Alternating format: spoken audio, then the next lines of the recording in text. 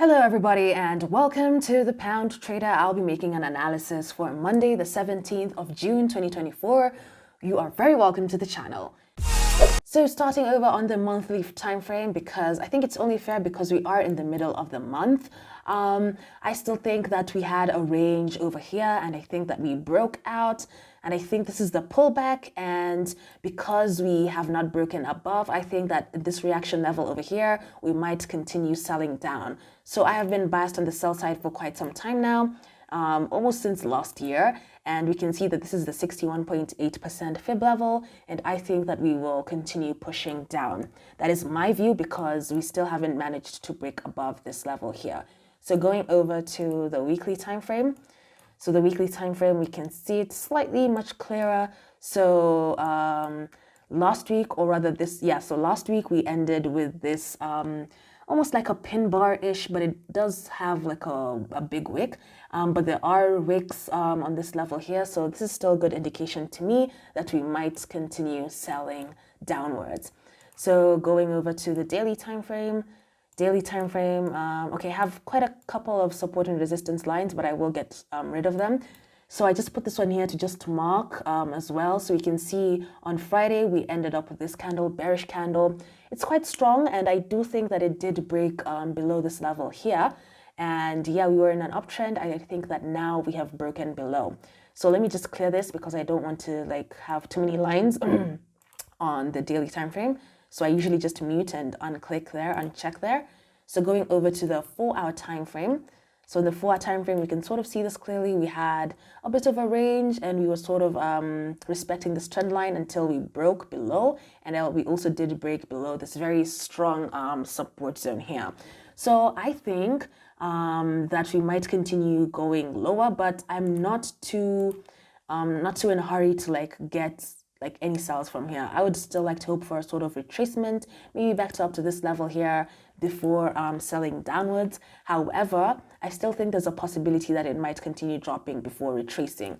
So I'm not going to be like too in a hurry, too quick to enter a sell. But yeah, if it does if it does at all end up rejecting from here and a retracement pulling back, then this is an ideal level that I'd like to look for sells around the 50% fib, even around this trend line here.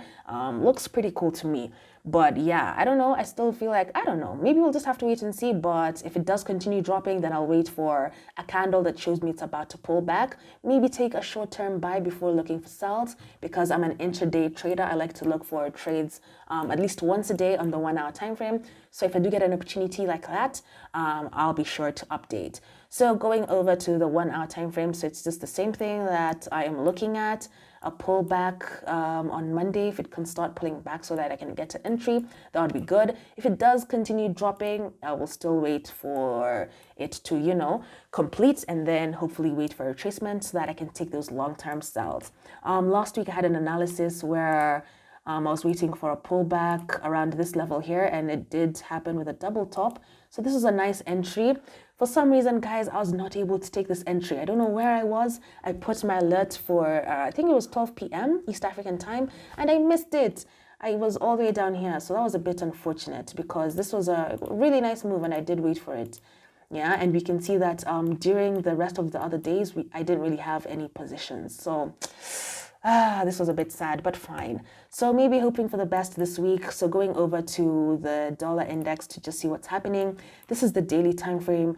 We can see that dollar index we are pushing, and I still think that we are going to continue pushing up. If I just take a look at the monthly, just very quickly, yeah, I still think that because we broke out of this range and we had this level did not break, so I still think that there is a potential for price to get all the way back to up here or even up here before moving down.